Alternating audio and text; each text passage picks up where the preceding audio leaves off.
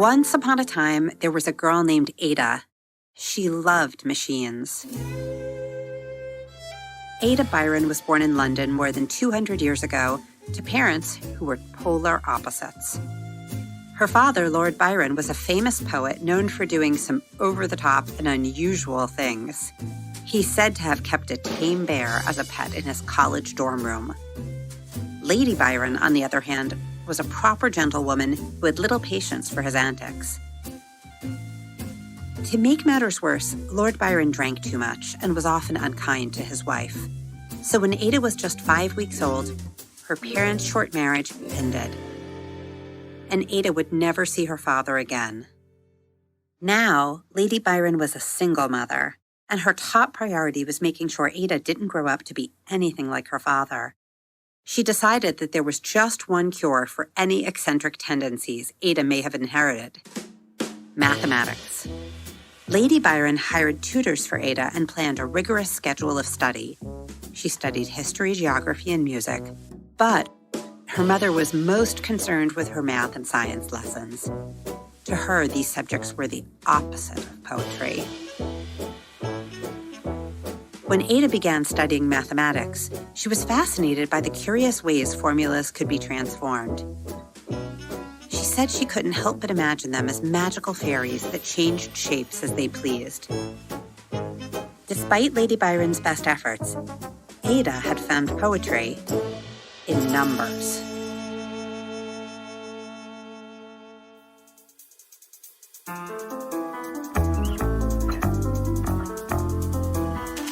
I'm Jodi Kantor, and this is Goodnight Stories for Rebel Girls, a fairy tale podcast about the extraordinary women who inspire us.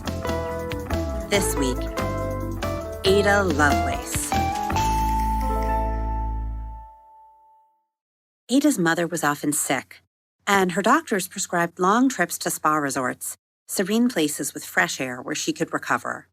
So while Lady Byron was away, Ada stayed at their country house with her governesses and tutors, who were nowhere near as strict as her mother. After her lessons were done, they'd let Ada wander in the garden with her best friend, a cat named Mrs. Puff. When Ada was 12 years old, she'd sit in the garden with Mrs. Puff and watch the birds. Occasionally, they'd swoop down to eat bits of stale crumbs in the grass. It was then that she could get a closer look.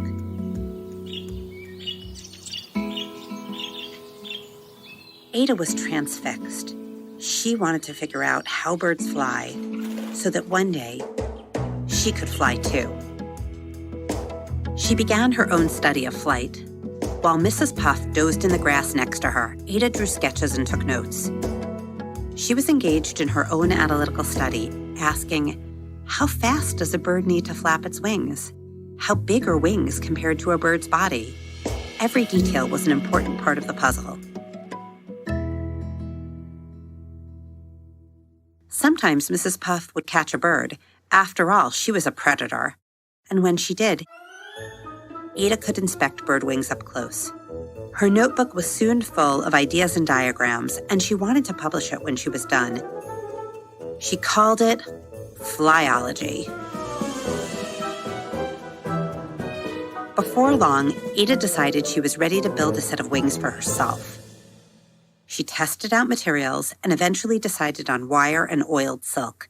She rigged a pulley system with ropes so she could hoist her flying machine up while she worked on it. She imagined flying over the English countryside with its old stone walls, rivers, and moors.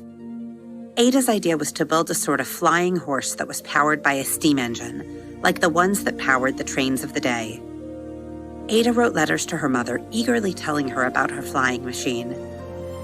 At first, Lady Byron was pleased by her young engineer, but when it seemed that Ada wasn't keeping up with her studies, Lady Byron scolded her, and Ada put an end to her flying experiments. She was to focus on becoming a lady. When Ada was 17 years old, her mother decided it was time for her to be introduced to the king in London. This was the custom for girls from wealthy families. There was a big ball where Ada was presented for the first time, and in the months that followed, she was invited to parties all around the city. Her quick wit charmed almost everyone she met, including London's most eligible bachelors. But Ada was much more interested in an old mathematician named Charles Babbage. As they danced, Charles told her about his invention, the difference engine. For years, he'd been working on this machine designed to compute astronomical calculations. The British government thought Charles's difference engine could be useful to them too. It could help sailors navigate their ships. So they gave him some money to build it. Ada's eyes lit up. Here was someone who had an idea and actually got to build it. Something she'd never had the chance to do with her flying machine. Charles, who was known for being grumpy, was charmed by this young woman. Most people didn't take interest in his inventions, and they certainly didn't seem to understand the potential the way Ada did. So he invited her to come see his great invention. Ada and her mother paid a visit to Charles's home in London. His difference engine was set up in a shop behind his house. The ladies held up the edges of their skirts as they followed him across a muddy cowfield to see his machine. It stood about 2 feet tall and had 2,000 moving parts, all made out of brass. Charles Babbage turned the hand crank, and the entire machine came alive.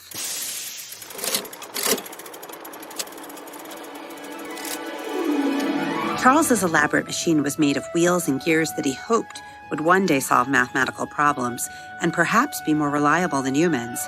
It was like a massive calculator. To Ada, the difference engine was a thing of beauty and possibility. She could barely contain her excitement. She had 1,000 questions for Charles, many he didn't yet have the answers to. He was delighted with her enthusiasm for mathematics. He dubbed her Lady Fairy. But Ada and Charles's lives were different as could be. Charles was a widower, and while he toiled away in his workshop, wrote papers, and fought for more funding for his projects, Ada became a wife and mother to 3 children, which in the 1830s meant that she was expected to set aside her studies and experiments. Ada kept up with Charles's work through his letters, but she had little time for her own studies. Caring for 3 young children was incredibly hard work. She missed the thrill of studying and experimenting. She longed for the excitement she felt back at her childhood home, working on her flying machine. All around her, machines were changing daily life, from steam trains to factories, and she wanted to be a part of it. Charles encouraged her in his letters. He thought her talent for math was so strong that she should throw herself into her studies. And she wholeheartedly agreed. After she tucked the children into bed, she'd sit at her desk and work through math problems. She hired a tutor to help her continue her studies, and she was learning to play the harp and to speak German too. Ada was desperate to exercise her mind and her imagination. But what she wanted most was to work with Charles on his incredible machines. Soon, an opportunity presented itself. One day, he confided in Ada that he was working on something big. Charles had drawn up plans for a new invention that he called the analytical engine. It was like the difference engine, but it could do way more. The difference engine was designed to make calculations, multiplying numbers many times over. But the analytical engine could analyze data and record things in its memory. People were interested in Charles's invention, but it was so cutting edge that many didn't fully understand it. A young engineer published a paper about the analytical engine in French, but for Charles, that wasn't enough. He wanted everyone to know what his machine could do. The thing is, he wasn't great at explaining it. But he knew that Ada was fluent in French, and he felt that no one understood his creations as well as her. She was the perfect person to translate the article, but she ended up doing much more than that. As she worked her way through the article, she started jotting down some notes of her own. It was complicated stuff, and she wanted to make sure everything was crystal clear to her readers. The analytical engine hadn't been built yet. Ada was merely explaining Charles's designs for it, but Ada could imagine exactly how Charles's invention would work. As Ada studied his plans, she could almost hear the whirring clicks and clacks of this huge, beautiful machine.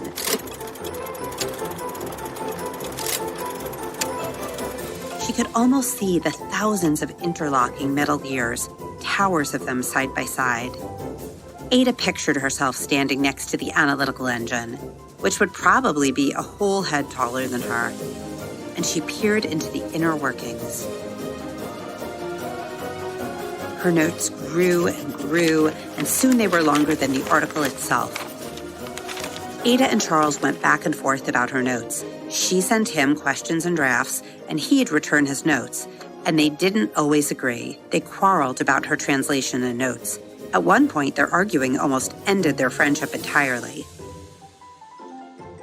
But even in heated discussions about the finer points, deep down they shared one core belief. The world needed to know about Charles's incredible invention, so they always found ways to make up. Despite their arguing, Charles was so in awe of Ada's work that he gave her a new nickname, the Enchantress of Numbers. Ada had uncovered the incredible potential of a machine that seemed to come straight from the future. You see, Charles was focused on his machine's ability to solve math problems, but Ada was thinking bigger. Numbers could be used to represent something else entirely, like letters, musical notes, even the design of a bird's wings. Ada thought if the analytical engine had the right instructions, it would be able to do all sorts of things, maybe even play music. And she did something else Charles hadn't. She wrote detailed instructions, diagrams and tables for how the analytical engine could process a complicated math equation.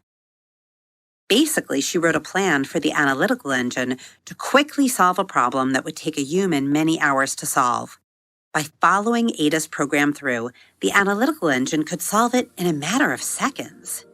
Computers didn't exist yet, but Ada had just created the first computer program ever published. Ada didn't live to see the analytical engine in action. In fact, it's never been built, and she'd never learned that her incredible ideas would come true in the form of modern computers. But more than 100 years after she died, a group of computer scientists created a new programming language for the U.S. Department of Defense. Now it's used around the world to make banks, trains, airplanes, and even rocket ships work. She'd be proud to know that they chose to name this powerful computer language after her. They called it Ada.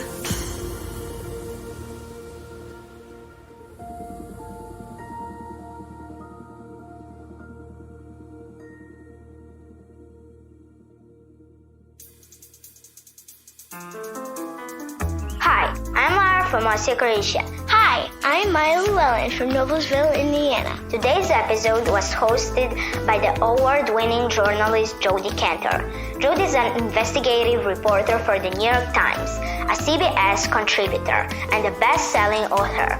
This podcast is produced by Elena, Favilli, and Francesca Cavallo, with writing and operation support by Elissa Dudley and Darby Maloney. Sound design and original theme music are by Elettra Bargiacchi. This show is sponsored by the New York Times best-selling book series, Goodnight Stories for Rebel Girls. Did you know Goodnight Stories for Rebel Girls too?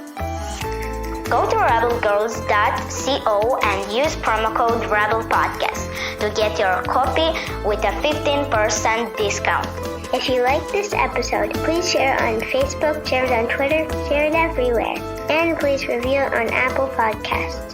Goodnight Stories for Rebel Girls is a production of Timbuktu. Today's host, Jodi Kantor, lent her voice to benefit the Lower East Side Girls Club, where Timbuktu has made a donation in her name.